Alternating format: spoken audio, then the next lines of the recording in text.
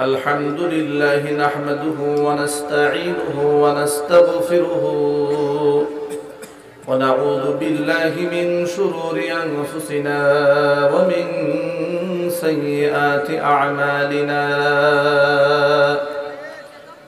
من يهده الله فلا مضل له ومن يضلله فلا هادي له ونشهد أن لا إله إلا الله وحده لا شريك له ونشهد أن سيدنا ونبينا وحبيبنا وشفيعنا ومولانا محمدا عبده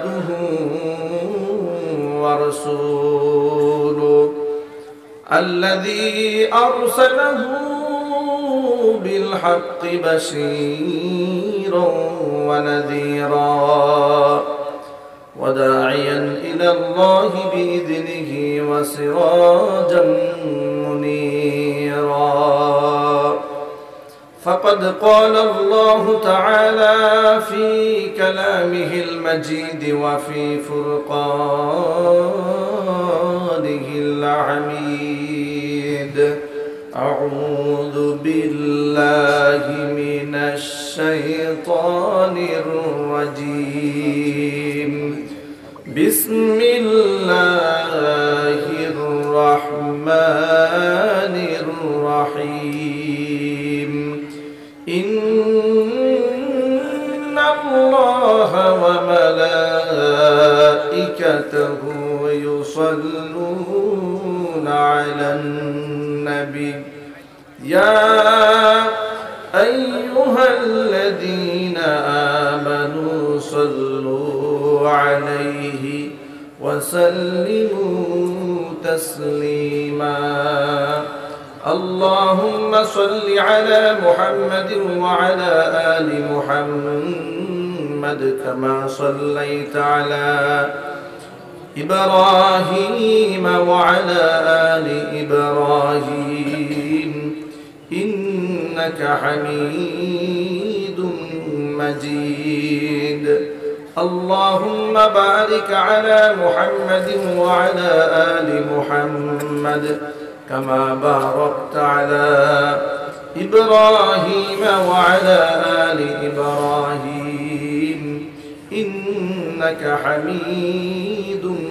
مجيد محبت प्राण खुले एक जिक्र करो ला इलाहा इल्लल्लाह ला इलाहा इल्लल्लाह ला इलाहा इल्लल्लाह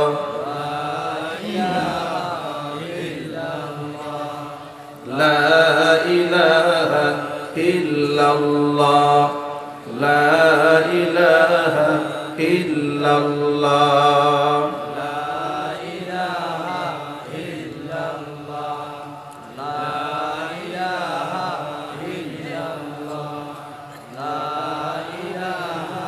لا إله إلا الله لا إله إلا الله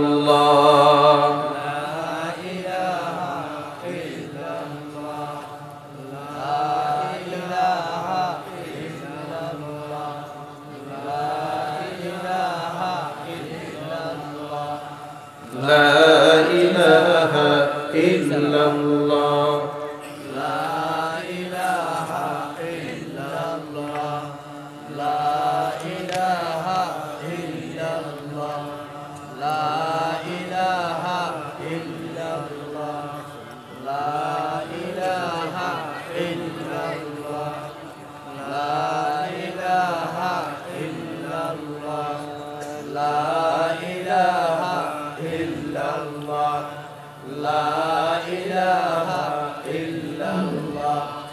لا إله إلا الله لا إله إلا الله لا ইল্লাল্লাহ লা ইলাহা ইল্লাল্লাহ লা ইলাহা ইল্লাল্লাহ মুহাম্মাদুর রাসূলুল্লাহ সাল্লাল্লাহু আলাইহি ওয়াসাল্লাম। ঐতিহ্যবাহী কুমিল্লা জেলার অন্তর্গত মুরাদনগর থানাধীন পরমতলা ইদ্রিসিয়া ফাজিল ডিগ্রি মাদ্রাসা কর্তৃক আয়োজিত ৭৯তম বার্ষিক ইসালে সওয়াব ও দোয়ার মাহফিলের শেষ অধিবেশনের সম্মানিত সভাপতি, শিল্পপতি, বিশিষ্ট ব্যবসায়ী, দানবীর ও শিক্ষানুরাগী জনাব আলহাজ মোহাম্মদ শফিকুল ইসলাম খুরশেদ সাহেব, সভাপতি পরমতলা ইদ্রিসিয়া ফাজিল ডিগ্রি মাদ্রাসা।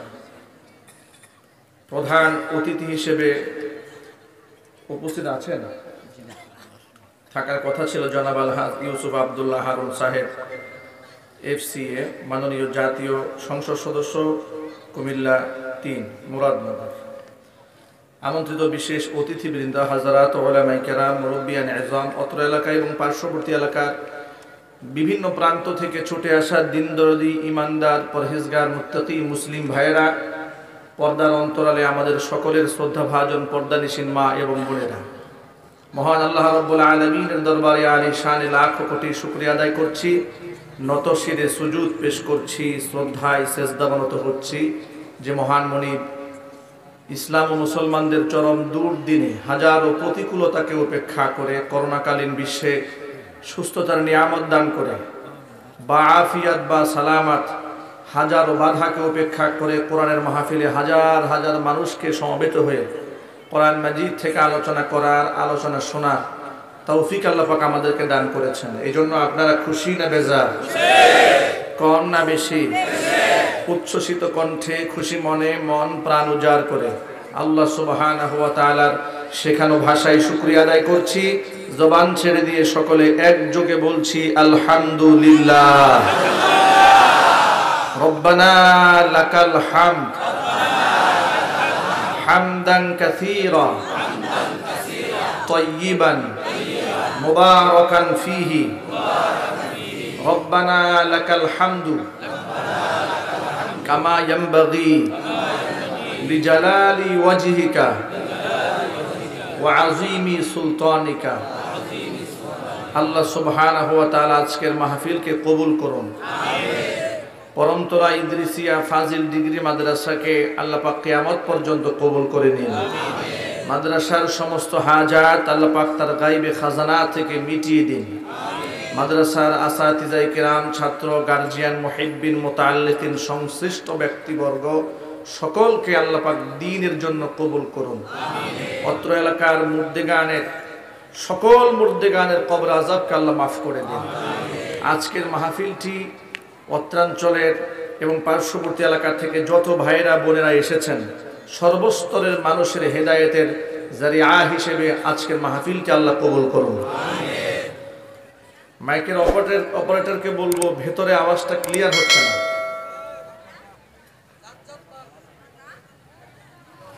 মাইকের অপারেটরকে বলবো, প্যান্ডেলের ভিতরে সাউন্ড পরিষ্কার না, ক্লিয়ার না, আওয়াজগুলো বাহিরে চলে যাচ্ছে। প্রয়োজনে বাহির থেকে একটা মাইক এই প্যান্ডেলের দিকে ঘুরিয়ে দেন।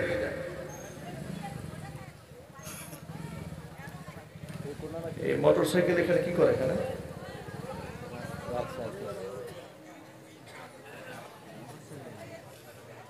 আওয়াজটা পরিষ্কার করেন, প্যান্ডেলের ভিতরে পর্যাপ্ত সাউন্ড দেন। কারণ আগে ভেতর পরিষ্কার রাখতে হবে, পরে বাহির। যারা ভেতরে অনেক কষ্ট করে এসেছেন তাদের শোনার হক বেশি, ঠিক কি না? তারা কষ্ট করে শোনার পরে যদি কিছু বাকি থাকে তাহলে বাহির থেকে শুনবেন। এ কথা শুনলে আবার মা বোনরা কষ্ট পাবেন। আমি বাহির বলতে বুঝিয়েছি যারা পুরুষ, যারা সুস্থ আসেন নাই, চায়ের দোকানে বসে শুনতে পাচ্ছেন, তাদেরকে আমি ইঙ্গিত করেছি, ঠিক না? মা বোনদেরকে আমি ইঙ্গিত করিনি। তো যাই হোক, আওয়াজ অনেকটা ক্লিয়ার হয়েছে। আরেকটা মাইক একটু হালকা ঘুরিয়ে দিলেই ভিতরে আওয়াজটা সম্পূর্ণ পরিষ্কার হয়ে যাবে ইনশাআল্লাহ। এখন আগের চেয়ে ক্লিয়ার হয়েছে না আওয়াজ? আওয়াজ ক্লিয়ার হয়েছে। রাত এখন অনেক গভীর হয়েছে, রাত 12টা বেজে গেছে, এরপরেও আপনারা এত মানুষ বসে আছেন। আমি আসার পথে এই রাস্তার যে কন্ডিশন, আমি ধারণা করছিলাম কি শ্রোতা কি পাওয়া যাবে মাইক এবং অপারেটর ছাড়া। এসে দেখলাম আলহামদুলিল্লাহ বিশাল প্রতিষ্ঠান, অনেক বড় আয়োজন, অসংখ্য মানুষ এসেছেন আলহামদুলিল্লাহ। এবং আপনারা সবাই ইখতিয়ার করে গভীর রাত পর্যন্ত বসে আছেন। কষ্ট হচ্ছে? অল্প কিছুক্ষণ কথা বলে কষ্ট হবে? আল্লাহ পাক বা সবর আমাদেরকে আলোচনাগুলো করার এবং শোনার তৌফিক দান করে। জোরে বলুন আল্লাহুম্মা আমিন। ভাইরা, কোরআনের মাহফিলে আসলে কি ফায়দা হবে? এখানে যারা এসেছেন, আমাদের মূল উদ্দেশ্য হচ্ছে আমরা এমন কিছু কথা এখান থেকে নিয়ে যাব যে কথাগুলো আমাদের প্র্যাকটিক্যাল লাইফে আমরা এগুলোকে ব্যবহার করব, বাস্তবায়ন করব, ঠিক কি না? শুধুমাত্র কানের সুখ নেওয়ার জন্য আমরা কেউ এখানে আসিনি। আমরা শুধুমাত্র কান সুখ হবে, হিন্দি গান শুনলেও কানের সুখ হয়, অনেক অজানা কবিতা শুনলেও, মিষ্টি মিষ্টি সুরে কথা শুনলেও কানের সুখ হয়। আমরা কি শুধুমাত্র কানের সুখ করার জন্য এসেছি? আমরা এখান থেকে কোরআনে কারীম থেকে এমন কিছু আলোচনা শুনতে চাই যে আলোচনা শুনলে আমাদের হৃদয় আলোকিত হবে, আমাদের জীবনের গতিবিধি আমরা চেঞ্জ করতে পারবো। আজকে সমাজের মধ্যে অসংখ্য অসঙ্গতি রয়েছে। এই ঘুণে ধরা সমাজকে যদি উদ্ধার করতে হয় তাহলে কোরআন সুন্নাহর প্রেসক্রিপশন ছাড়া এই সমাজকে উদ্ধার করা সম্ভব হবে না। এই সমাজের মধ্যে মানবিকতা এতটাই তলানিতে চলে গিয়েছে, পাশবিকতার এতটা সাইলাব হয়েছে, সমাজের এমন কিছু চিত্র আমাদের চোখের সামনে ভেসে আসে, আমরা বড় অবাক হয়ে যাই যে এটা কি মানুষ করতে পারে।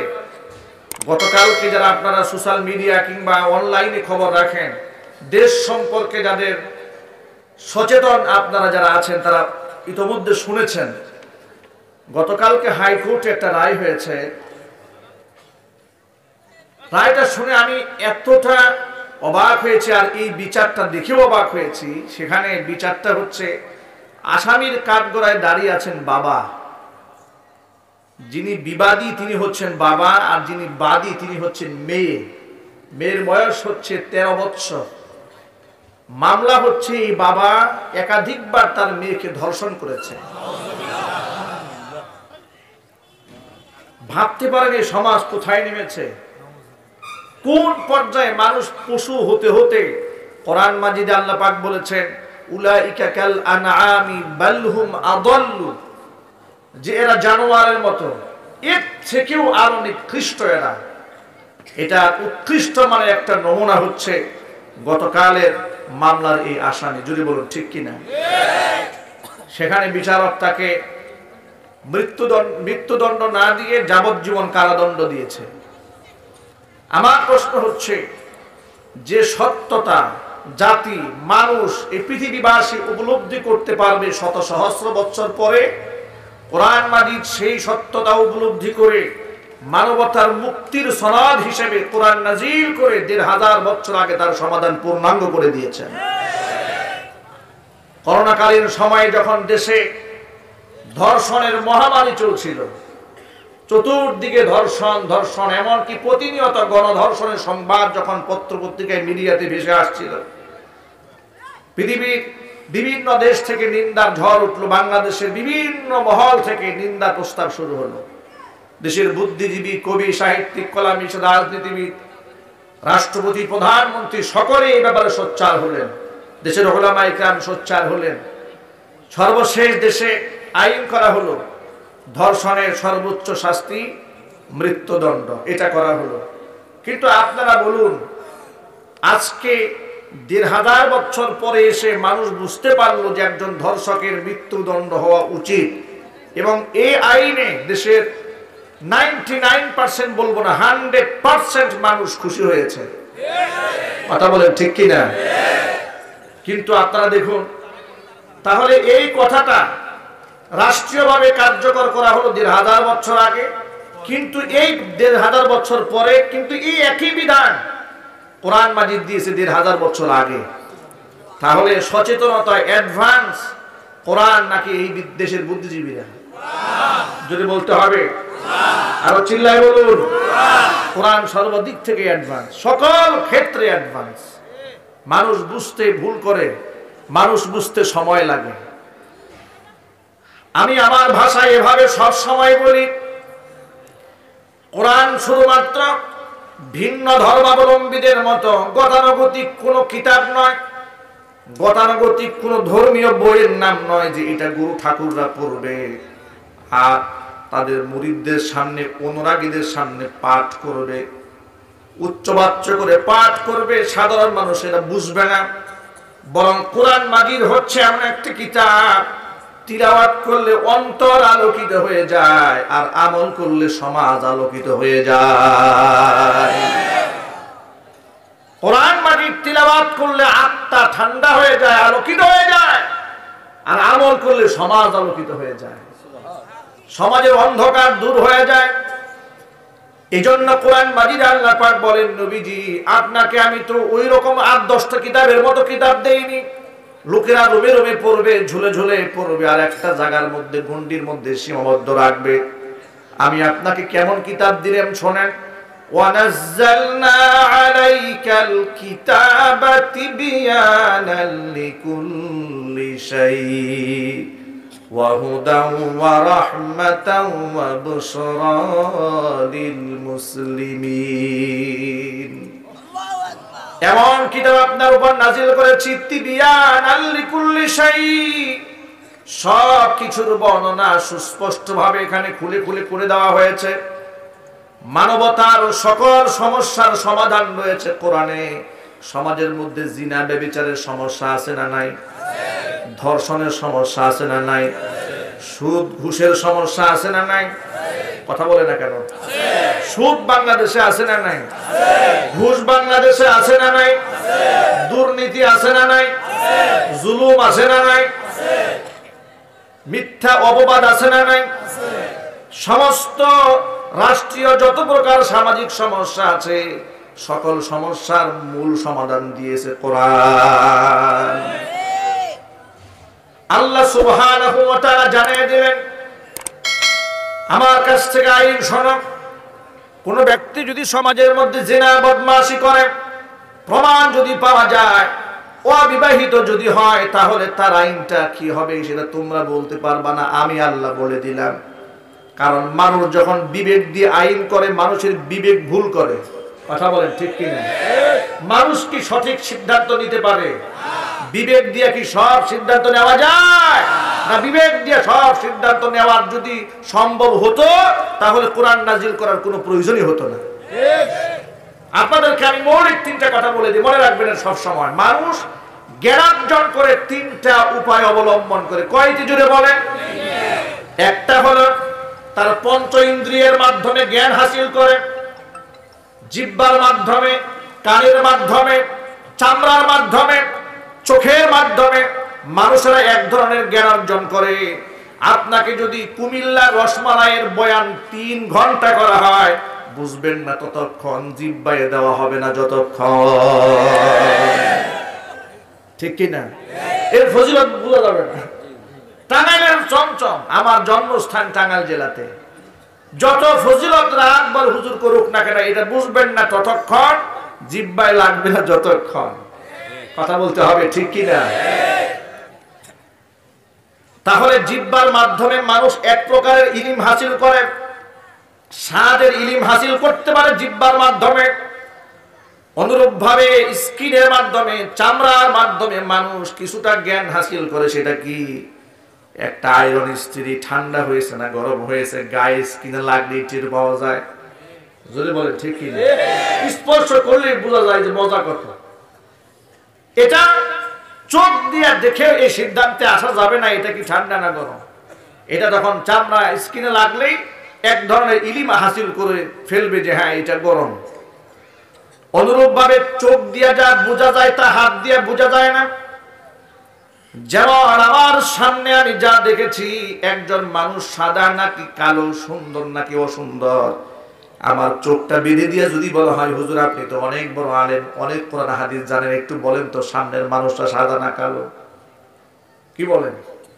অসংখ্য কোরআন হাদিসের জ্ঞান থাকার পর আমার চোখটা বেঁধে দিলে আমি বলতে পারবো এটা কি বলা সম্ভব হবে? এর মানে হচ্ছে কিছু কিছু বিষয় থাকে এই ইলম হাসিল করতে হয় চোখ দিয়ে দেখে। কথা বলেন ঠিক কি? আবার কিছু কিছু বিষয় আছে ইলম হাসিল করতে হয় কান দিয়ে শুনে। কিছু কিছু ব্যাপার আছে বুঝে নিতে হয় দিমাগ দিয়ে, ব্রেন দিয়ে আবিষ্কার করতে হয়। যেমন আমরা চাঁদ দেখলাম, সূরজ দেখলাম, আমরা আসমান দেখলাম, জমিন দেখলাম, সুন্দর একটা মানুষ দেখলাম, দেখা মাত্র আমার বিবেক বলবে এগুলো এমনি এমনি সৃষ্টি হয় না, এগুলোর একটা স্রষ্টা আছে। এটা বিবেকে বলবে। কে বলবে? যদি বলেন আচ্ছা আমার সামনে এই যে সুন্দর একটা প্যান্ডেল আপনারা করেছেন, কি সুন্দর দিয়ে ফুল দিয়ে সামনে দিয়েছেন, কত চমৎকার করে সাজিয়েছেন, দেখা মাত্র কি মনে হয় না যে কেউ এগুলা করেছে? মনে হয় না? বিবেক কি এটা বলে না? অবশ্যই বিবেক বলে যে এটা কেউ করেছে।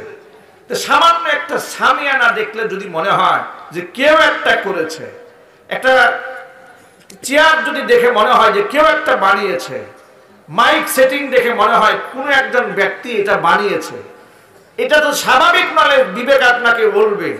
তাহলে এই আসমান দেখলেন, জমিন দেখলেন, চাঁদ দেখলেন, সূরজ দেখলেন যে একটা সূর্য প্রতিদিন সকালবেলা উঠছে বা সন্ধ্যাবেলা ডুবে যাচ্ছে। মানুষের যখন প্রচন্ড খরচ তাপ হয়, জমিন যখন শুকিয়ে যায়, আবাদির জন্য বৃষ্টির প্রয়োজন হয়, আকাশ থেকে আবার সঠিক সময় বৃষ্টি হচ্ছে। শীতকালে যে খাবারের দরকার সে সবজি উৎপাদন হচ্ছে।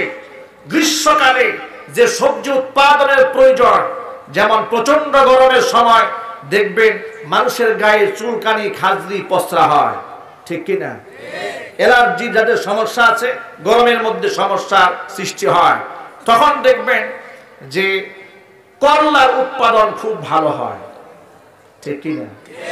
আপনারা কি একটুখানি ভেবেছেন যে এই করলাটা ওই সময় না হয় অন্য সিজনে হয় না কেন? এর মানে যখন যে মৌসুমে যে ফল দরকার সেই মৌসুমে জমিন সেই ফল উৎপাদন করছে, ফসল উৎপাদন করছে। বৃষ্টির পানি যেখানে প্রয়োজন সেখানে পড়ছে, সূর্যের আলো যেখানে যতটুকু লাগা দরকার লাগছে। এগুলা দেখেও কি মনে হয় না যে নিঃসন্দেহে এর একজন স্রষ্টা আছে, এর একজন নিয়ন্ত্রক আছে? কথা বলেন না আপনারা? সেই নিয়ন্ত্রক কে? জোরে বলতে হবে, সেই নিয়ন্ত্রক কে? বাংলাদেশের একজন বুদ্ধিজীবীকে কয়েকদিন আগে টক শোতে প্রশ্ন করা হয়েছে, আপনি এক কথায় জবাব দেন, আপনি কি স্রষ্টায় বিশ্বাস করেন কিনা? তিনি হাসি দিয়ে একটু পেঁচাইয়া জবাব দিয়েছেন যে একজন থাকতেও পারে। নাউজুবিল্লাহ, আরো আসতে পারেন। তবে সুসংবাদ রয়েছে, যিনি বলেছেন স্রষ্টা একজন থাকতেও পারে, তাকে আজকে দেখলাম তিনি কায়দা পড়া শুরু করেছেন কোরআন বোঝার জন্য। আলহামদুলিল্লাহ বলবেন না? তিনি কোরআনের পথে আসছেন। আল্লাহ পাক যেন কোরআনের নূর দিয়ে তার অন্তরটাকে আলোকিত বানিয়ে দেন। এই ক্ষেত্রে যার অবদান রয়েছে ডক্টর এনায়েতুল্লাহ আব্বাসী হাফিজাহুল্লাহ। আমি আশ্চর্যান্বিত হয়েছি, একজন আলেমের এত চতুর্মুখী জ্ঞান থাকে। একদিক থেকে দর্শন, বিজ্ঞান, রাষ্ট্র, সমাজ, ইতিহাস, রাজনীতি, সমাজনীতি, যুক্তি, তর্ক, সকল দিক থেকে এত পারদর্শী একটা মানুষ কি করে হয়? তারা বুঝিয়ে দিয়েছে। যারা বলে যে সবচেয়ে গভীর ছাত্র মাদ্রাসায় পড়েছে বলে উপহার যারা করেছে, তাদের জন্য এই তকসর মধ্যে ইবরত এবং শিক্ষা রয়েছে, যদি বলে ঠিক কিনা? তারা দেখুক মাদ্রাসা থেকে কি শেখানো হয়, তারা জানুক ওলামায়ে কেরাম কতটা প্রখর মেধাবী হতে পারে, তাদের ধীর শক্তি কতটা মজবুত হতে পারে। দোয়া করছি এই বুদ্ধিজীবীর জন্য। কোরআনের ছায়াতলে তিনি এসেছেন, কোরআন পড়তে চেষ্টা করছেন। আল্লাহ পাক যেন কোরআন বোঝা তার জন্য সহজ বানিয়ে দেন। জোরে কোন আমিন। শুধু তিনি নয়, তার মতো বেশ বুদ্ধিজীবী বাংলাদেশে আছে যারা আল্লাহর ব্যাপারে সংশয় আছে। তাদের মধ্যে আছে না নাই? জোরে বলেন। কি আশ্চর্য ব্যাপার, আমার মাথায় এটা ধরে না তারা কি করে বুদ্ধিজীবী হয়, তারা কিভাবে জ্ঞানী হয়। দেশের আরেকজন বুদ্ধিজীবী, তিনি ছাত্রদেরকে পড়াচ্ছেন আমাদের পূর্বপুরুষ ছিল বান্দর। ডারউইনের মতবাদ, এটা ক্লাস 9 এর বইয়ের মধ্যে ঢুকানো হয়েছে। নাউজুবিল্লাহ পড়ে। তিনি ঘরোয়া ভাবে বাচ্চাদেরকে তালিম দিচ্ছেন, মানুষকে শেখাচ্ছেন যে মানুষ এটা বানরের গোষ্ঠী থেকে এসেছে। আপনারা মেহেরবানি করে বলেন তো, আমরা কি বানর থেকে এসেছি?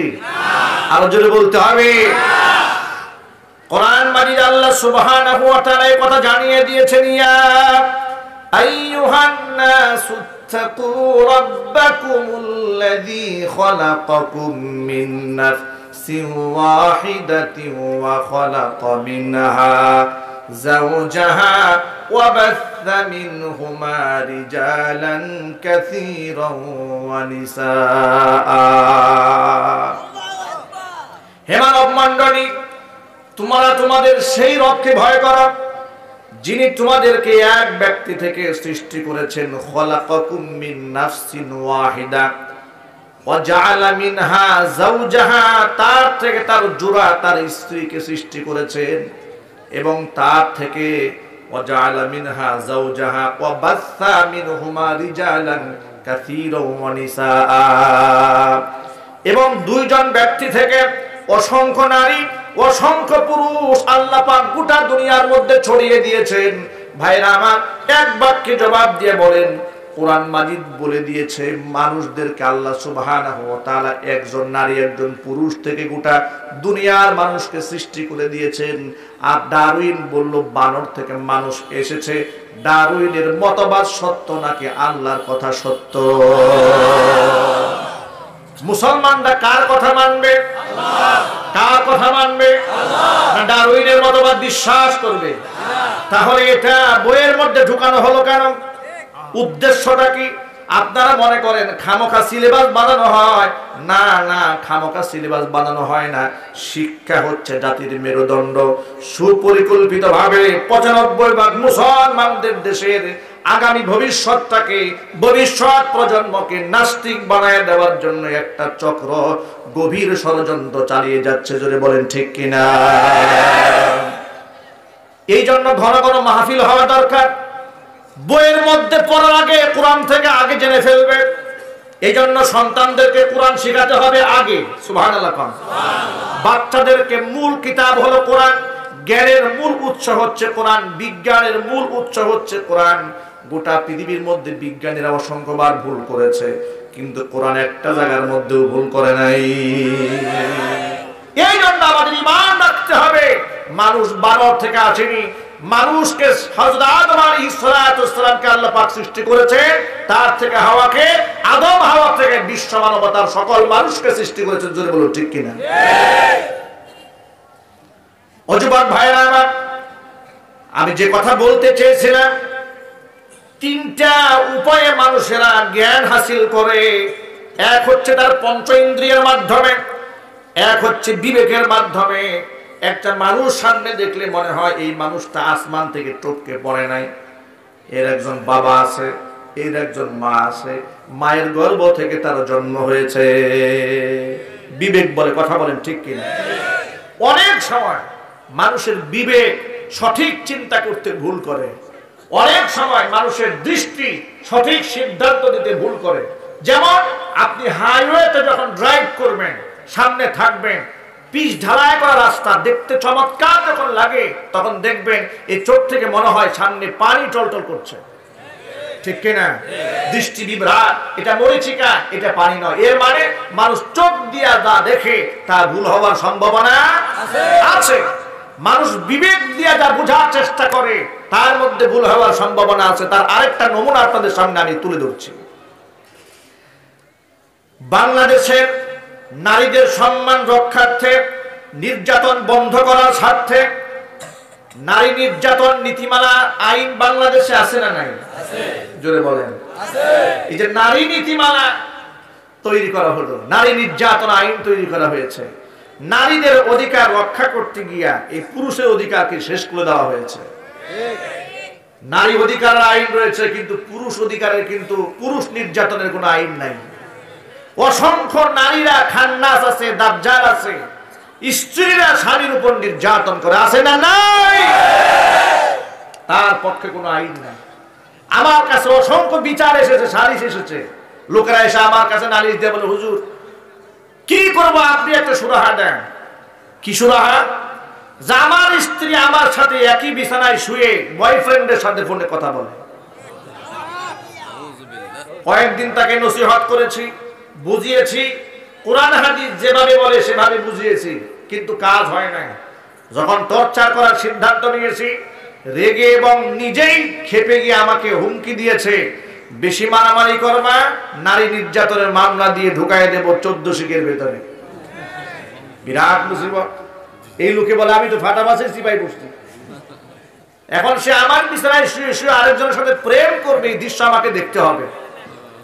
আপনারা বলেন, এই উদাহরণটা এইরকম হয়েছে যে কোন একজন আলেমের কাছ থেকে বয়ান শুনেছে যে পাগড়ি পরে নামাজ পড়লে অনেক সওয়াব হয়। বেটা মসজিদে ঢুকে পাগড়ি খোঁজা তালাশ করলো, পাগড়ি কই কাপড় নেই, খুঁজে দেখে আরে বেটা এত খোঁজাখুঁজি দরকারটা কি, কাপড় তো নিচেই আছে। উনি লুঙ্গিটা খুলে পাগড়ি বেঁধে ফেলেছে। এই লোকের যেই দশা, আজকে যারা নারী নির্যাতনের আইন যারা করেছে তাদের হয়েছে সেই দশা। পুরুষের অধিকারটাকে ধ্বংস করে দিয়ে নারী অধিকার প্রতিষ্ঠার জন্য নারী নির্যাতন আইন বানিয়েছে। কি হয়েছে? নারী নির্যাতন কি দেশে বন্ধ হয়েছে? চিল্লাই বলতে হবে, বন্ধ হয় নাই, কোনদিন বন্ধ হবে না, কোনদিন বন্ধ হবে না, কোনদিন বন্ধ হবে না। আল্লাহর কসম করে বলছি, নারী নির্যাতন যদি বন্ধ করতে চাও, মানুষের কলিজার মধ্যে কোরআনের শিক্ষা ঢুকাতে হবে। জোরে বলে ঠিক না?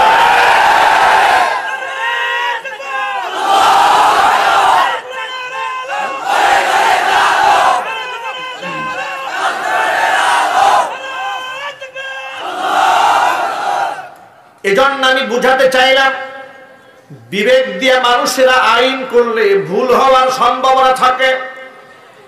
এক সাইড ঢাকতে গিয়ে আরেক পাশ খুলে ফেলে, এই পাগলের মতো পাগড়ি বাঁধতে গিয়ে লুঙ্গি খুলে ফেলেছে।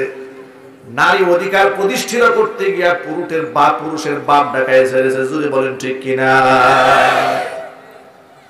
বিবেক দিয়ে মানুষ কত ভুল করে। আরেকটা উদাহরণ দিই আপনাদের সামনে। বাংলাদেশে আইন রয়েছে বাল্য বিবাহ নিষিদ্ধ, দণ্ডনীয় অপরাধ। একটা মেয়ে যদি 18 বছর বয়স না হয় বিবাহ দেওয়া যাবে না। আছে না নাই? বাল্য বিবাহের বিরুদ্ধে আইন আছে, কিন্তু বাল্য প্রেম নিয়ে কোনো আইন নাই। মানুষ যে বিবেকের তাড়নায় ভুল করে, এটা আরেকটা দলিল। বাল্য বিবাহ নিষিদ্ধ, কিন্তু বাল্য পীড়িত কিন্তু নিষিদ্ধ না। এই যে 14ই ফেব্রুয়ারি আসতেছে, কথা বলতে হবে ঠিক কিনা? বিশ্ব বেহায়া দিবসে দেখা যাবে বাল্য পীড়িতির ঠেলা কত। 16 বছর 17 বছরের একটি মেয়ে উপযুক্ত হয়ে গেলেন, শরীয়তের দৃষ্টিতে বাবা মা তাদের উপস্থিতিতে যদি পাত্রপক্ষের সাথে কথাবার্তার সাথে বনিবনা হয়ে যায়, তাহলে শরীয়তের কোনো বাধা নাই। আলহামদুলিল্লাহ পড়েন। কারণ শরীয়ত বিবাহটাকে সহজ করে দিয়েছে, জিনাকে কঠিন বানিয়ে দিয়েছে। আর আমাদের দেশের বুদ্ধিজীবীরা জিনাকে সহজ করেছে, বিবাহকে কঠিন করেছে। তারা মনে করে ধর্ম হচ্ছে শুধু নামাজের নাম, ধর্ম হচ্ছে রোজার নাম, ধর্ম হচ্ছে মসজিদে গিয়ে সুবহানাল্লাহ বলার নাম, ধর্ম হচ্ছে মসজিদে 5 বস্তা সিমেন্ট দেওয়ার নাম। কিন্তু হুজুররা তাফসির মাহফিলে এসে আইনের ব্যাপারে কথা বলে, ঘটনাটা কি? আসলে ওরা জানে না এই কিতাবটা হিন্দু ধর্মের ত্রিপিটকের মতো নয়, বেদের মতো নয়, জিন্দাবেস্তার মতো নয়, এটা মহাভারতের মতো নয়, এটা বাইবেলের মতো নয়। কোরআন হচ্ছে মানবতার জন্য সমাধানের কিতাব। জোরে জোরে বলেন সুবহানাল্লাহ। কোরআন হচ্ছে জীবনের শুরু থেকে শেষ পর্যন্ত প্রতিটা কাজের সমাধান দেবে। ভাইরা আমার, মানুষ কোথায় ভুল করে লক্ষ্য করেন। 18 বছরের আগে একটা মেয়েকে বিবাহ দেওয়া যাবে না। 17 বছর বয়সে কোনো মেয়ে যদি উপযুক্ত হয়ে যায় আর তাকে যদি বিবাহ বন্ধনে আবদ্ধ করা হয়, তখন দেখবেন কিছু লোকেরা তার বিরুদ্ধে দাঁড়িয়ে যায়, পুলিশ পাঠাইয়া দেয়, যে কাজী বিবাহ পড়িয়েছে ওর 12টা বাজায়। জোরে বলেন ঠিক কিনা? যেই বাবা বিবাহ দিয়েছে তার জরিমানা হয়ে যায়, যে বর বিবাহ করতে গিয়েছে তারও জরিমানা হয়ে যায়। এই যে বিবাহের ক্ষেত্রে এত কড়াকড়ি, এত ধস্তাধস্তি শুরু হলো, আমার প্রশ্ন হচ্ছে বিবাহের ব্যাপারে এত কড়াকড়ি আইন রয়েছে বাংলাদেশে, তাহলে অবৈধ প্রেম ভালোবাসার বিরুদ্ধে কেন আইন করা হয় না? 18 বছর আগে বিবাহ করা জায়েজ নাই রাষ্ট্রীয়ভাবে, কিন্তু পীড়িত করা তো ঠিক জায়েজ আছে। 14ই ফেব্রুয়ারি যখন আসে, পার্কে পার্কে, সিনেমা হলে, হোটেলে, কক্সবাজারে, সমুদ্র সৈকতের পারে নারী পুরুষের দৃশ্য দেখলে মনে হয় না এরা মুসলমানের সন্তান, মনে হয় ইহুদি এবং খ্রিস্টানদের আদর্শ লালন করছে। কোরআনের মাহফিলে অসংখ্য যুবকরা এসেছেন। আমার কলিজার টুকরা যুবক ভাই, সারা বাংলাদেশে আমি যেখানে পা রাখি যুবকদের উপচে পড়া ভিড় দেখতে পাই, কলিজা ঠান্ডা হয়ে যায় এই দৃশ্য দেখে। কোরআনের মাহফিল মুরব্বীদের চেয়ে যুবকদের প্রাণবন্ত উপস্থিতি বেশি। আলহামদুলিল্লাহ, গোটা বাংলাদেশে ইসলামের একটা জাগরণ চলছে বর্তমানে। বিশেষ করে যেখানে বাধা দেওয়া হয় সেখানে যেন উত্তাল ঢেউ ওঠে, বলতে হবে ঠিক কিনা? এই জন্য যারা মাহফিলের মধ্যে বাধা দেন, বিনীত অনুরোধ জানাবো, অত্যন্ত শ্রদ্ধা এবং ভদ্রতার সাথে বলছি, বিনয়াবনত চিত্তে আপনাদেরকে বলছি, খবরদার মাহফিলে বাধা দিতে যায়েন না। মাহফিলে আপনারা দেখেছেন যেখানে বাধা দিয়েছেন সেখানে গণজোয়ার শুরু হয়েছে। যার মাহফিলে বাধা দিয়েছেন তাকে, তার সম্মান আল্লাহ কাশচুম্বী বানিয়ে দিয়েছে। আর যারা বাধা দিয়েছে তাদেরকে আল্লাহ পাক লানতের মালা গলায় দিয়েছে। তারা ধিক্কৃত হয়েছে, নিন্দিত হয়েছে, অভিশপ্ত হয়েছে। গত 2 বছর আগে, এই বছরের আগের বছরে, এর মানে গত সিজনে সাভারে এক মাহফিলে আমাকে এক জনৈকতা মাহফিল থেকে বাধা দিয়েছিল। 1 মাস পর্যন্ত সেই নেতা এলাকায় বের হতে পারে নাই। তার এলাকার লোকেরা আমাকে বলেছে যে তার এলাকার রিকশাওয়ালা পর্যন্ত তাকে লানত করেছে, অভিশাপ দিয়েছে। সমস্ত লোকেরা বলেছে তার জীবনের সবচেয়ে বড় পাপ সে ওই দিন করেছে, আল্লাহর কোরআনের মাহফিলে বাধা দিয়েছে। সব নেতা কিন্তু সমান নয়। একচেটিয়া কথা বললে হবে না, পাইকারি ধরে কথা বললে হবে না। এমন বহুত নেতা আছে নিজেরা পকেটের টাকা খরচ করে মাহফিলের আঞ্জাম করে, আছে না নাই? আরো যদি বলেন আছে না নাই? নিজেরা উপস্থিত থাকে, অর্থ দেয়, টাকা পয়সা দেয়, প্রশাসন দিয়ে সাহায্য করে, তাদের জন্য দিল ভরা ভালোবাসা আমাদের আছে না নাই?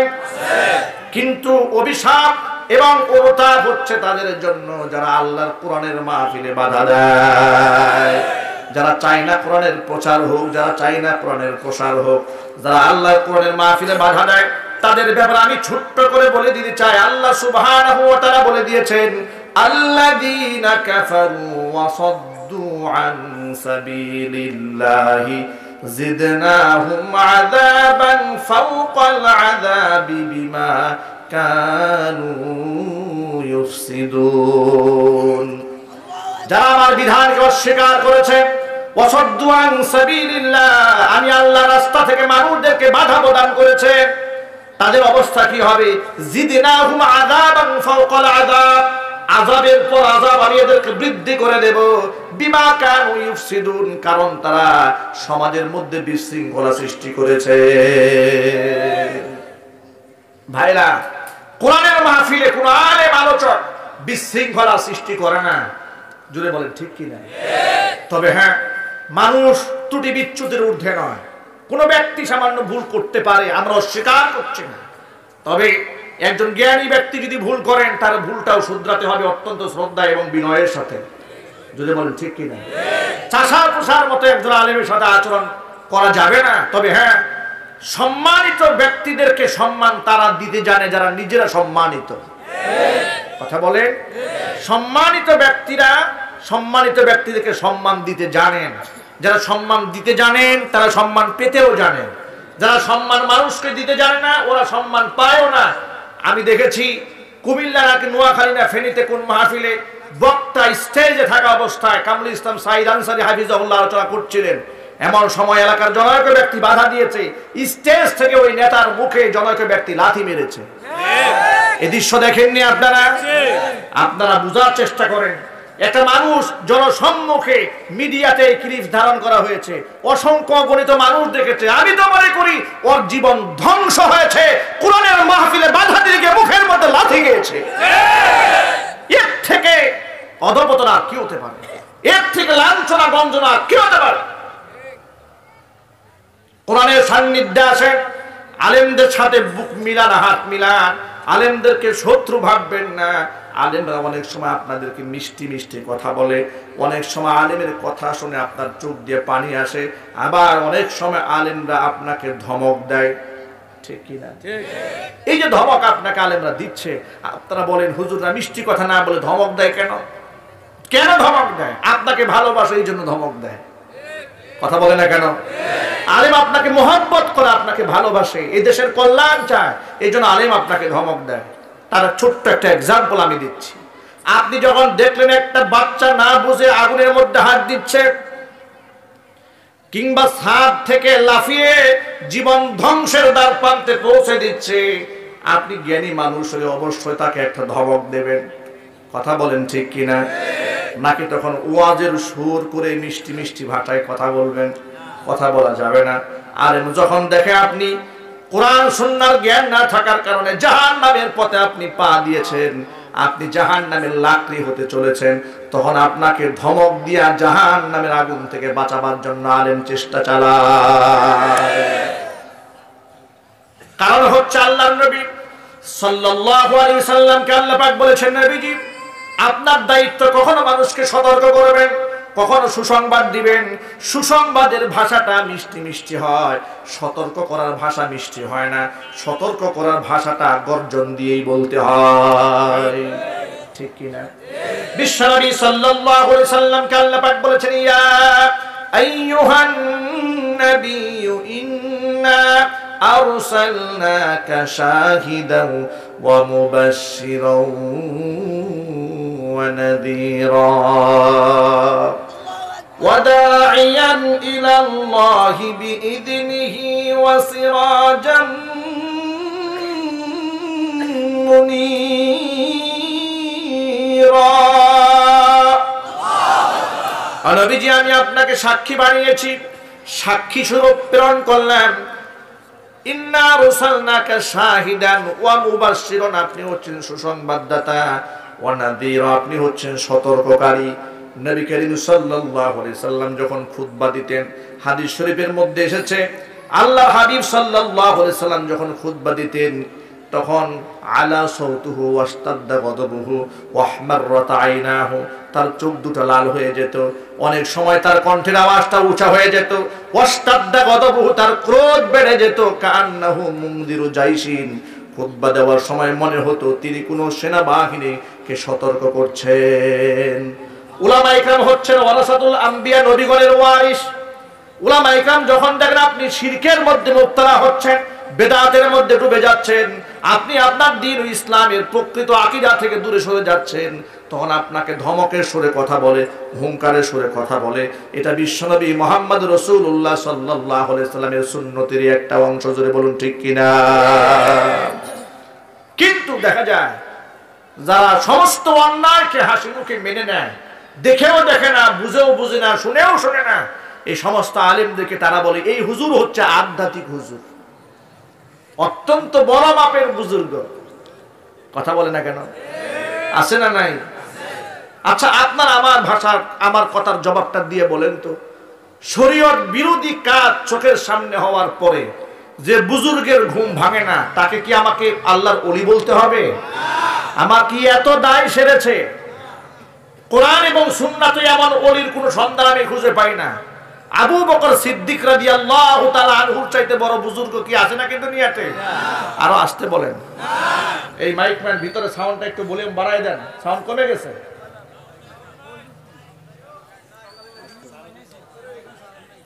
মাইকের সাউন্ড বাড়ান, আস্তে করে কমাই দিয়েছে। আমি বুঝলাম না এই অপারেটরদের কি সমস্যাটা। সাউন্ড ক্লিয়ার করেন। কষ্ট হচ্ছে ভাই? বন্ধ করে দেব? চলবে? লিল্লাহি তাকবীর।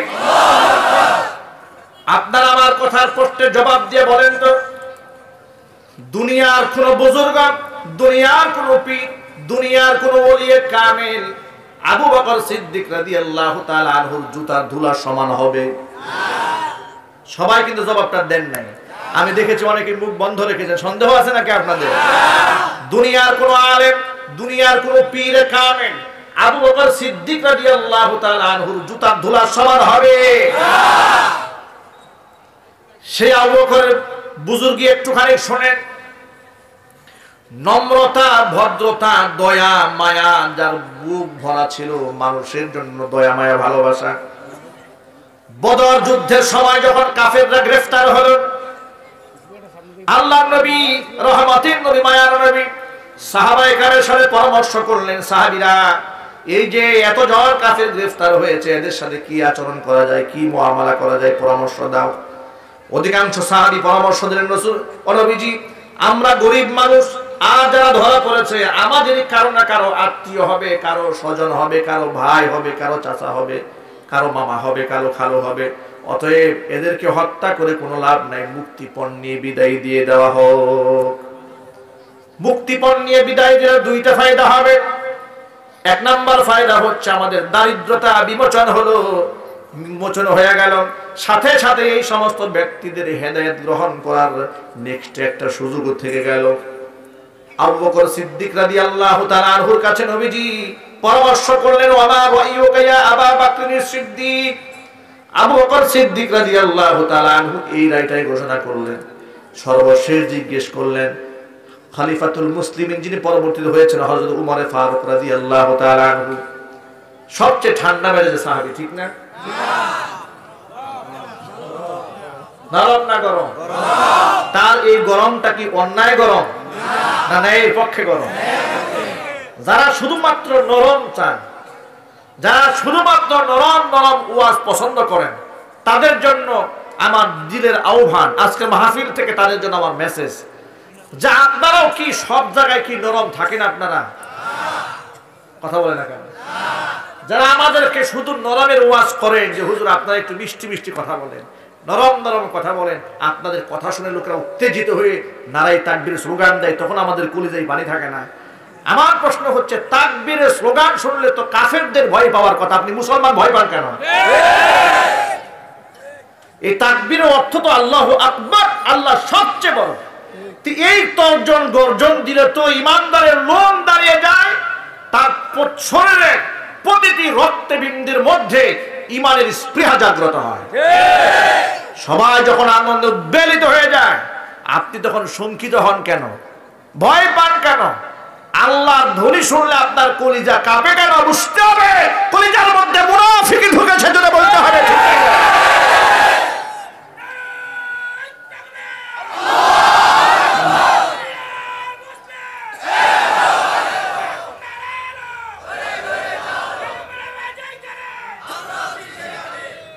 আমার জওয়ান ভাইয়েরা, আবু বকর সিদ্দিক রাদিয়াল্লাহু তাআলা আনহু বুক ভরা ভালোবাসা যার মানুষের জন্য, তার কাছে যখন রাসূল প্রশ্ন করলেন, জানতে চাইলেন, মশওয়ারা চাইলেন, আবু বকর আপনার মশওয়ারা কি, আপনার পরামর্শ কি, আপনার রায়টা কি, কি করা যায় এদের সাথে?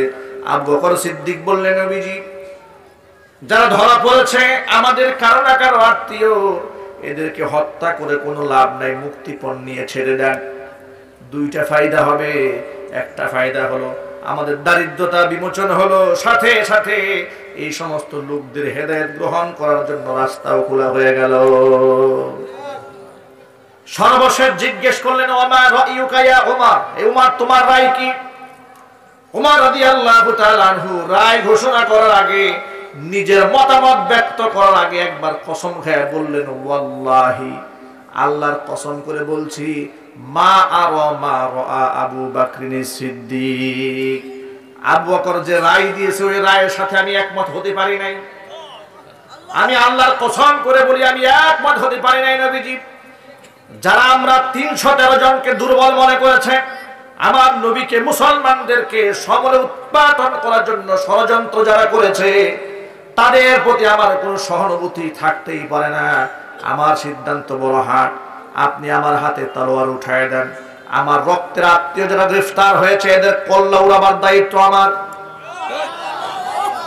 আবু বকরের হাতে তলোয়ার উঠায় দেন। আবু বকরের রক্তের আত্মীয় যারা গ্রেফতার হয়েছে তাদের কল্লা আবু বকর নিজের হাতে উড়াবে। উসমানের হাতে তলোয়ার উঠায় দেন, আলীর হাতে তলোয়ার উঠায় দেন। যার যার আত্মীয় স্বজনের কল্লা নিজের হাতে কাটবে। কারণ যারা কোরআনের দুশমন হবে, আল্লাহর দুশমন হবে, রসুলের দুশমন যারা হবে তারা যদি আমার বাবাও হয় তাদেরকে আমি ছাড় দিতে রাজি নই। কি সিদ্ধান্ত হযরত উমরের! এই হাত সিদ্ধান্ত রাসূল গ্রহণ করলেন না।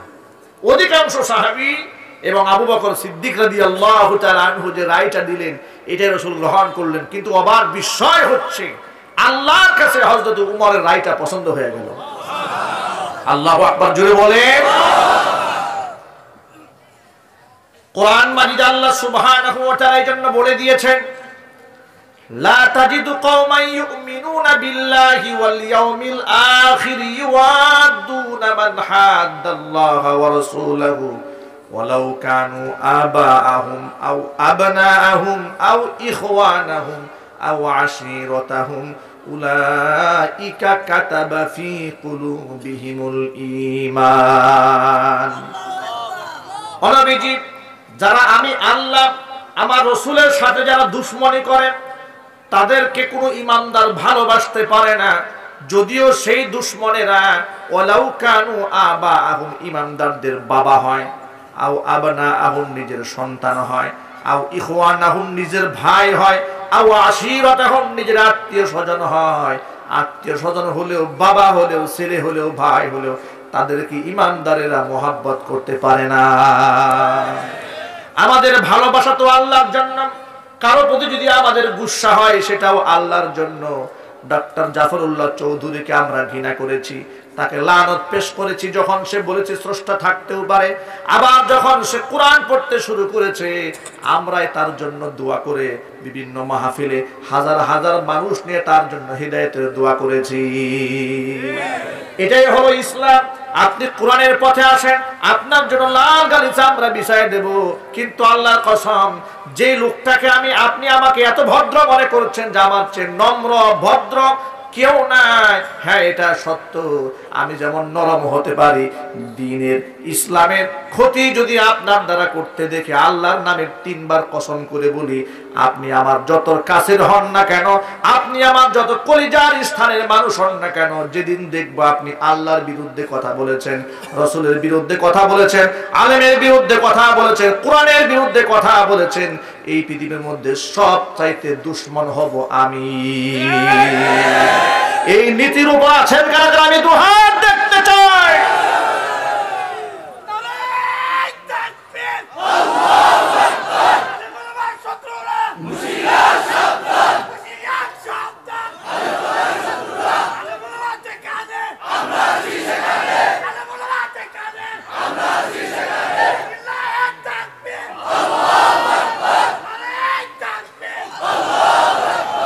এই জন্য ভাইদেরকে অনুরোধ জানাবো, আলেমদেরকে দুশমন মনে করবেন না। আলেমরা আপনার শত্রু নয়, আলেমরা হচ্ছে আপনাদের পরম বন্ধু। কারণ বন্ধু তো তাকেই বলে যিনি বিপদের সময় সহায় হয়। জোরে বলেন ঠিক কিনা? বিপদের বন্ধু আসল বন্ধু। বিপদের বন্ধু আলেমরা হাজারো বার তার প্রমাণ দিয়েছে। এ দেশ যখন কোনো সংকটাপূর্ণ মুহূর্তের মধ্যে উত্তীর্ণ হয়েছে, যখন এ দেশ কোনো চ্যালেঞ্জের মোকাবেলা করেছে, প্রথম সারিতে আলেমরা এই দেশবাসীকে সাহায্য করেছে। মাইকের আওয়াজ নাই,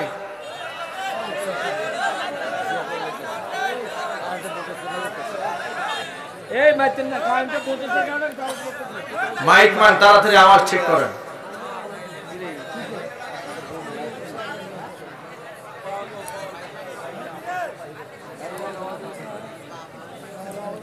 ভেতরে সাউন্ড দেন। বাইরের লাইন শর্ট করে দিয়েছে, এখন ঠিক আছে?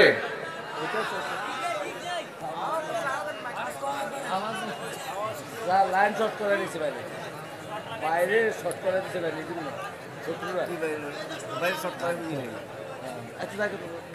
ভাইরা এখন কিছু তো শোনা যায়? তাহলে একটু সবর করেন, আমরা আলোচনা করতে থাকি। ওনারা মাইকের দিকে নজর দিক নাকি, আলোচনা বন্ধ রাখলে গ্যাপ হয়ে যাবে। ভাইরা আমার, যে কথা বলতেছিলাম, আলেমরা হচ্ছে আপনার শত্রু নয়, আলেমরা হলো আপনার বন্ধু। বন্ধু হিসেবে আপনাকে বারংবার আলেম তার প্রমাণ দিয়েছে। সোনার বাংলাদেশে প্রমাণ আছে না নাই? আরো যদি বলতে হবে আছে না নাই? দেশে যখন বন্যা দেখা দেয়, মহামারী দেখা দেয়, দেখবেন সারা বাংলাদেশের আলেমরা এক হয়ে মসজিদে মসজিদে চাঁদা কালেকশন করে আলেমের নিজের পকেটের টাকা খরচ করে। আলেমের নিজের বেতনও কিন্তু খুব বেশি নয়, ঠিক কি না? বেশিরভাগ মসজিদের ইমাম সাহেবদের, মুয়াজ্জিন সাহেবদের বেতন বাংলাদেশে কম। আমি বলবো আলেমদেরকে মোটা অঙ্কের বেতন দিবেন, লাভ আপনার হবে, লাভ এই সমাজের হবে, ঠিক কি না? আলেমকে যদি সুযোগ সুবিধা ভালো দেন, মসজিদে ইমাম সাহেবকে যদি আপনি মোটা অঙ্কের একটা হাদিয়া দেন, ফায়দা কি শোনেন? ফায়দা হলো তার যখন পারিবারিক কোনো টেনশন থাকে না, অর্থনৈতিক কোনো ঝামেলা না থাকে, এই মসজিদ নিয়ে সে পড়ে থাকে, তার মনটা ফ্রেশ থাকবে, ভালো থাকবে। এটা আপনার ইমানের জন্য, আপনার এলাকার উন্নয়নের জন্য, আখলাক চরিত্রের জন্য এটা অত্যন্ত ভালো ভূমিকা পালন করবে। আর ইমাম সাহেবকে যদি আপনি পেরেশান বানায় রাখেন, তাহলে সে ধান্দা করবে কার পকেট থেকে 5 টাকা নেওয়া যায়, অমুকের দোকান বাকি নেওয়া যায় কিনা। আমি বলবো না সমস্ত ইমাম সাহেবরা এটা করেন, তবে বাধ্য হয়ে কিছু লোকেরা এমন সম্মুখীন হতেও হয়, যদি বলুন ঠিক কিনা। আপনি এটা করতে দিলেন কেন? আবার সমালোচনা করেন এই হুজুরের অভ্যাস ভালো না, এখানে সেখানে বাকি খায়, অমুকের দাওয়াত খায়, দাওয়াত খাওয়াচ্ছেন কেন, বাকি আপনি নেওয়াচ্ছেন কেন?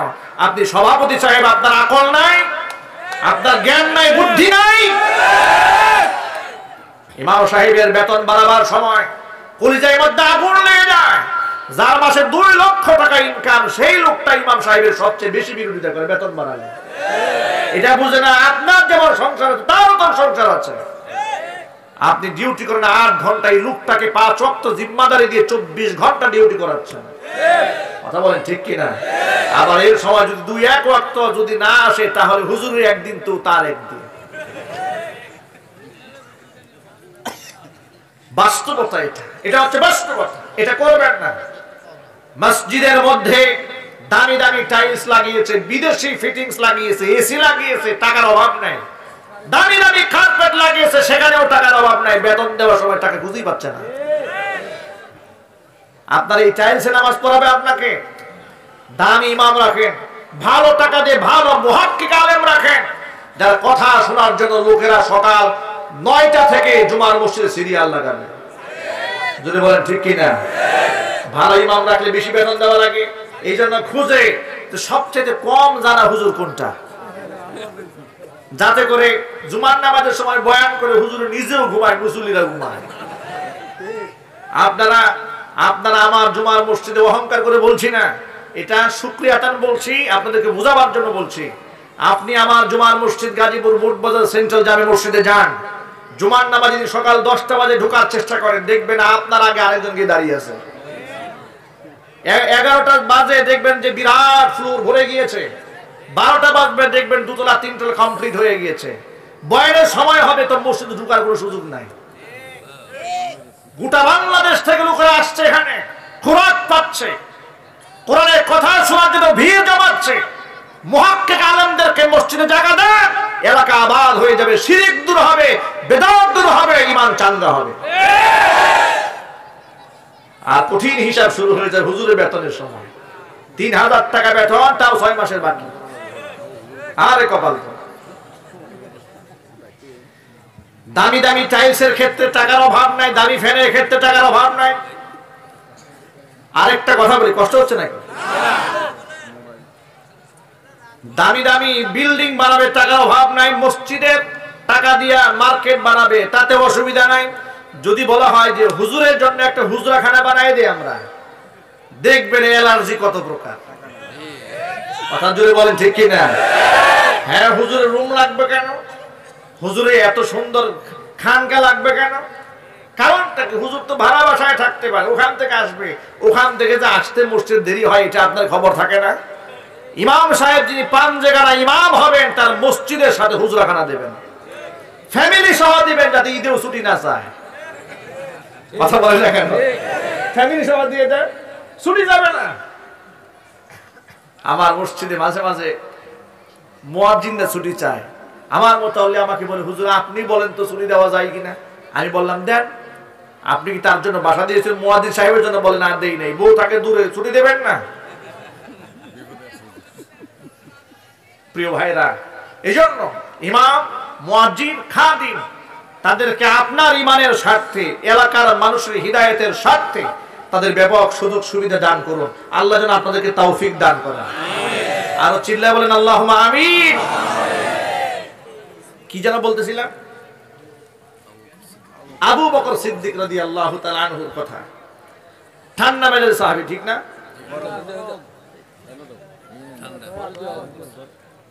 সিলিপ টিলিপ পরে দিয়ে বয়ান শেষ হোক।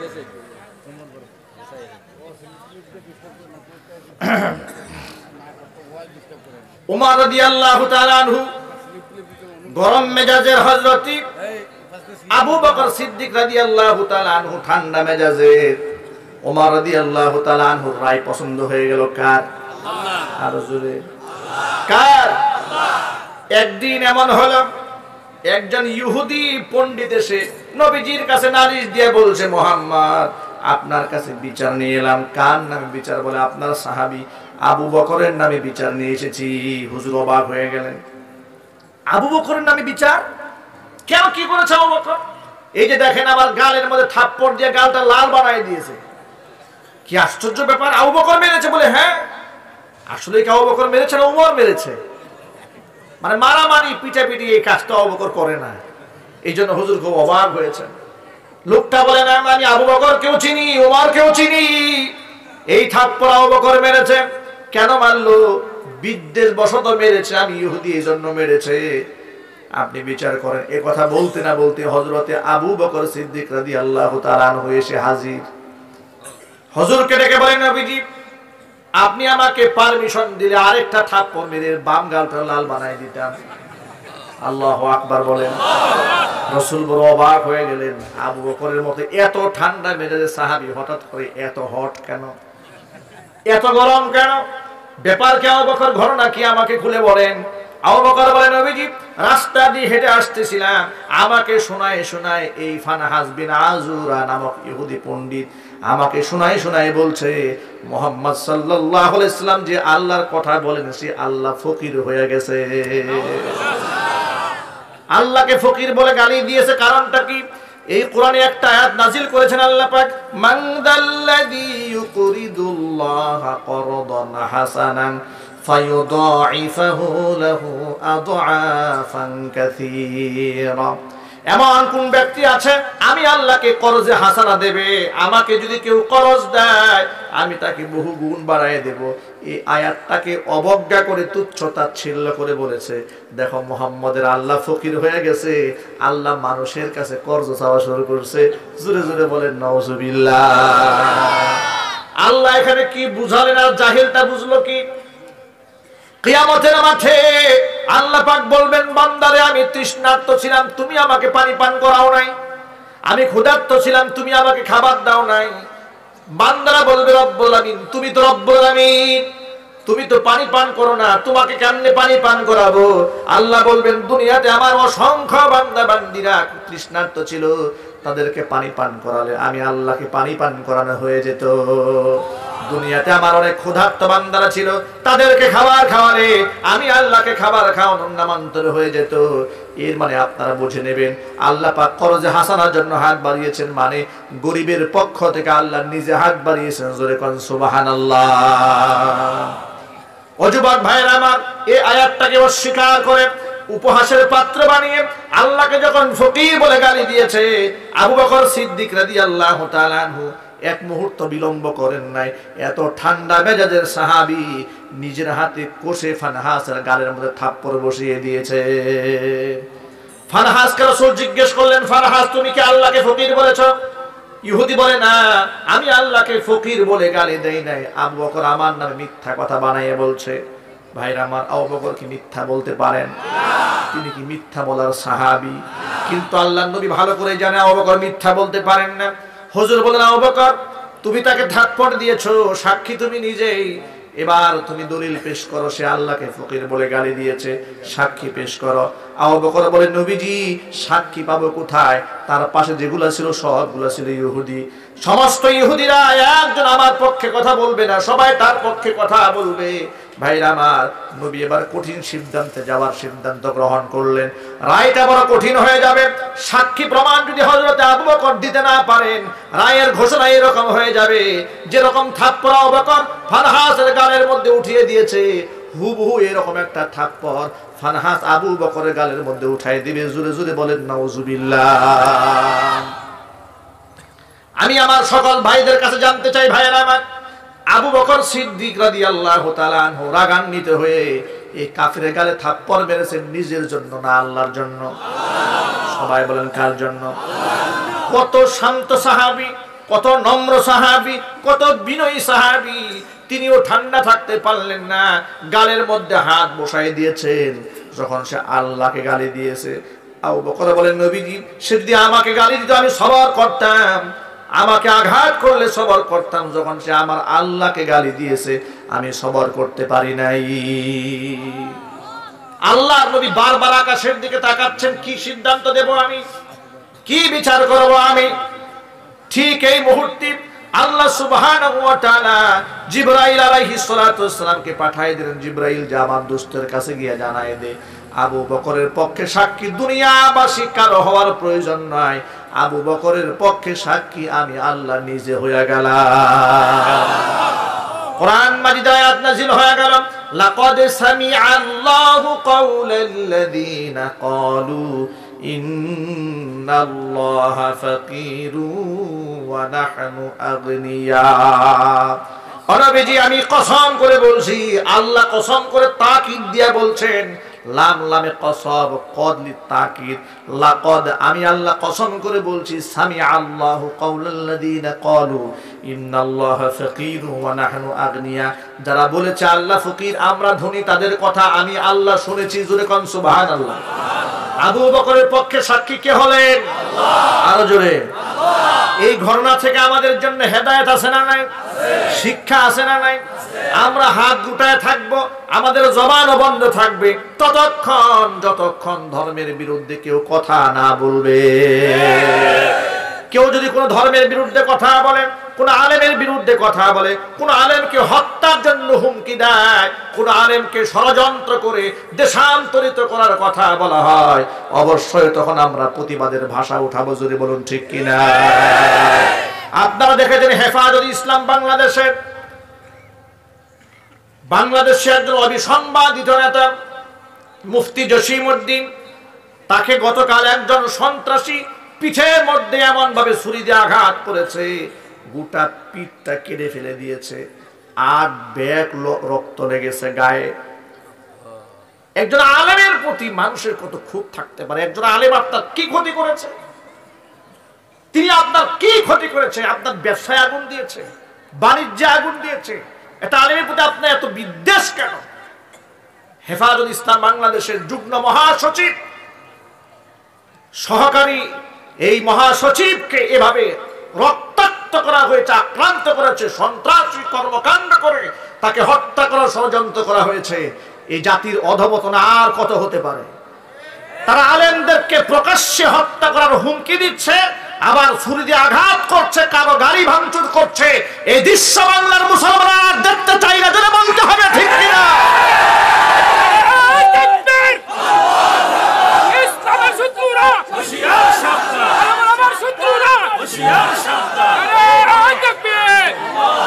ওরা ভাইরা আমার শোনেন, ওরা আমাদের গাড়ি ভাঙচুর করবে, ওরা আমার আলেমকে হত্যা করতে চাবে, ওরা আমার আলেমকে ছুরি মারতে চাবে, আর আমরা প্রতিবাদের ভাষা শুনলে কলিজার মধ্যে আগুন লাগে। এত আগুন থাকে কই? জোরে বলেন ঠিক কিনা? মনে রাখবেন, মুসলমানদেরকে জাগাবার চেষ্টা করবেন না, এই মুসলমানদেরকে রাস্তায় নামতে আপনারা বাধ্য করবেন না। যারা এই কাজগুলা করেছে, নোয়াখালীতে আলেমের গাড়ি ভাঙচুর যে ব্যক্তি করেছে, দৃষ্টান্তমূলক ভাবে শাস্তির প্রয়োজন আছে না নাই? তাকে গ্রেফতার করতে হবে। ওই চেয়ারম্যানকে গ্রেফতার করতে হবে। আলেমকে প্রকাশ্যে হত্যার হুমকি দিয়েছে, তার গাড়ি ভাঙচুর করেছে, ক্ষতিপূরণ তো দিতেই হবে, নিঃশর্ত ক্ষমা চাইতে হবে, যেটা বলতে হবে ঠিক কিনা?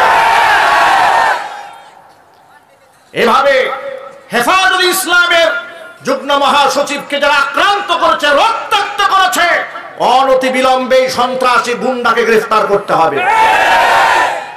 বাংলাদেশের কোন আলেমের সাথে যারাই নাফরমানি করবে, দল মত নির্বিশেষে, কে আলিয়ার আলেম, কে কওমির আলেম, কে ওয়াহাবিয়া, কে সুন্নি, ভেদাভেদ ভুলে গিয়ে হাতে হাত রাখতে হবে, কাঁধে কাঁধ মিলাতে হবে। কোরআনের স্বার্থে, ইসলামের স্বার্থে, দ্বীনের পতাকা উড্ডীন করার ক্ষেত্রে এক প্ল্যাটফর্মে দাঁড়াতে রাজি আছেন কারা কারা? দুহাত দেখতে চায়।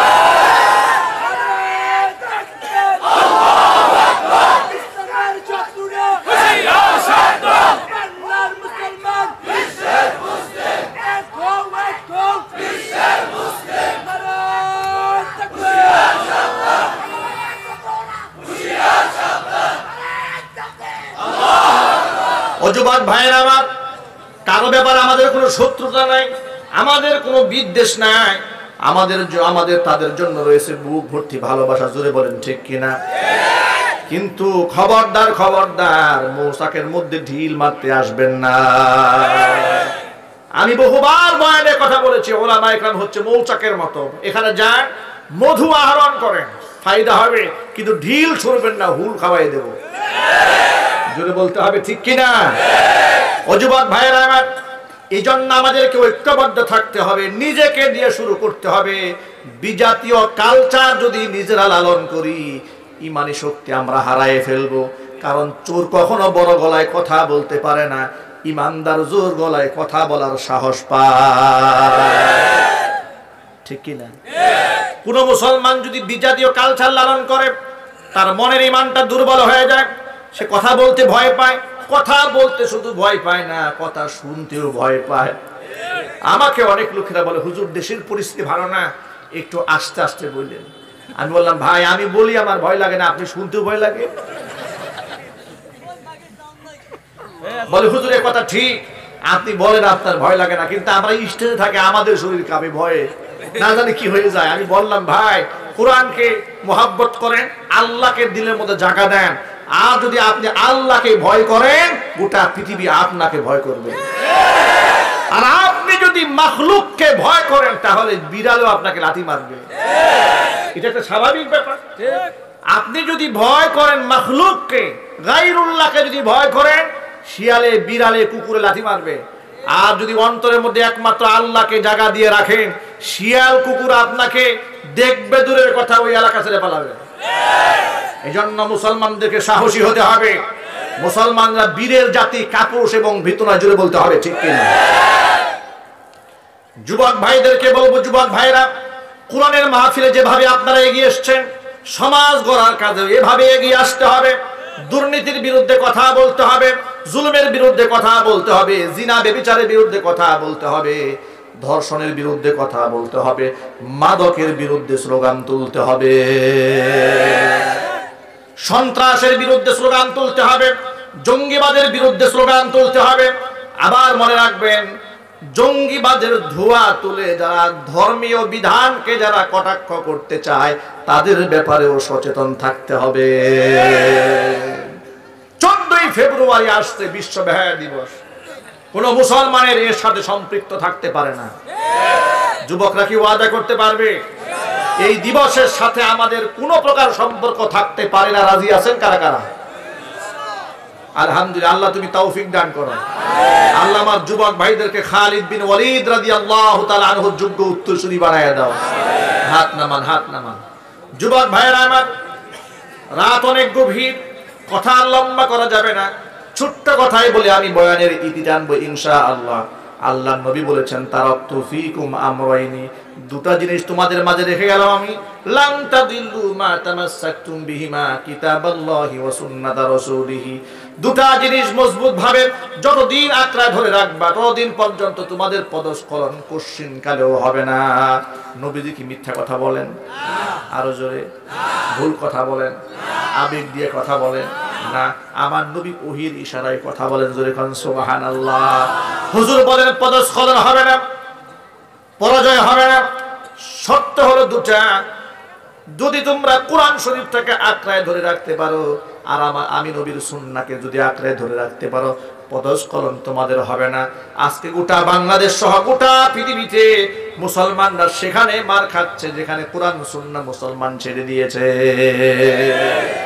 এই জন্য আমরা নিজেকে দিয়ে শুরু করতে চাই। রাজি আছি না?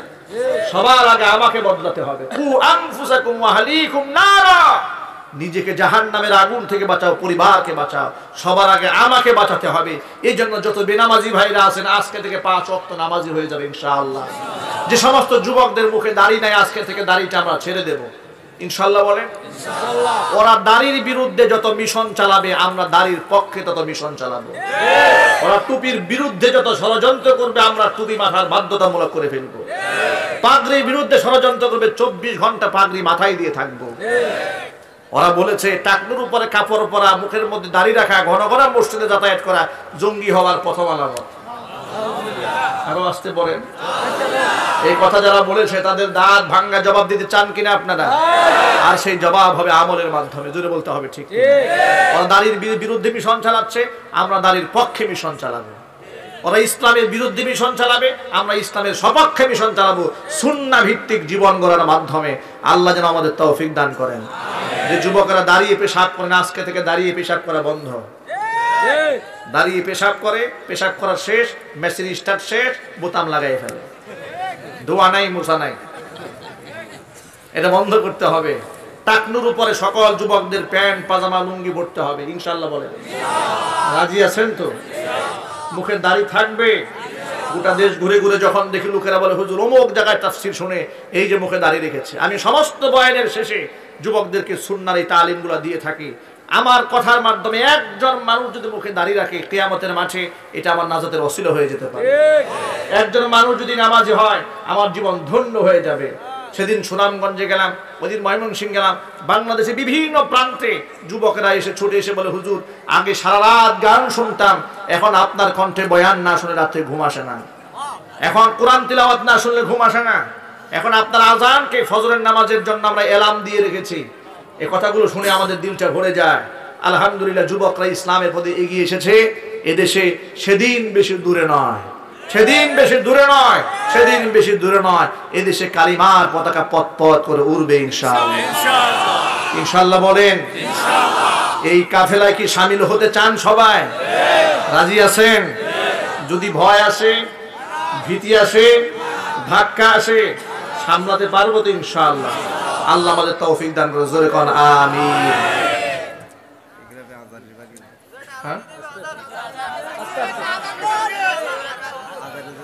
আপনাদের জন্য একটা সুসংবাদ দিচ্ছি, আমার লিখিত বই বের হয়েছে আলহামদুলিল্লাহ। দেশ এবং বিদেশের অসংখ্য ভাইরা, অসংখ্য বোনেরা বিভিন্ন ব্যাপারে আমাকে প্রশ্ন করে থাকেন, বিশেষ করে রমজান যখন আসে তখন। রমজানে তো নারী পুরুষের প্রশ্নের কোনো শেষ থাকে না, যদি ইসলাম সম্পর্কে নলেজ আমাদের খুবই কম, ঠিক কি না? আর মা বোনদের এমন কিছু মাসআলার প্রয়োজন হয় রমজান মাসে যা পুরুষকে প্রশ্ন করাও সম্ভব হয়ে ওঠে না। এই জন্য কোরআন হাদিস ফিকহের কিতাবের রেফারেন্স সহ কিতাবটা আমি রচনা করেছি। আমার গাড়িতে বইগুলো রাখা আছে ইনশাআল্লাহ। আপনারা মাত্র 100 টাকা করে কপি বইগুলো আপনারা মা বোনদেরকে দেওয়ার জন্য, নিজেরা পড়ার জন্য আপনারা কিতাবটি সংগ্রহ করতে পারেন। উম্মার হিদায়াতের জন্য আল্লাহ পাক কিতাবটি কবুল করেন। জোরে বলেন আল্লাহুম্মা আমিন। সকলেই ইস্তেগফার করেন। আস্তাগফিরুল্লাহ, আস্তাগফিরুল্লাহ। আমরা ওয়াজা সারা কিছু চলবে। আচ্ছা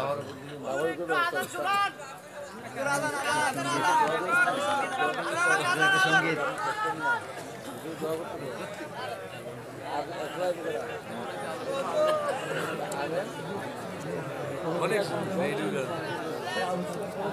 আচ্ছা ঠিক আছে, ঠিক আছে।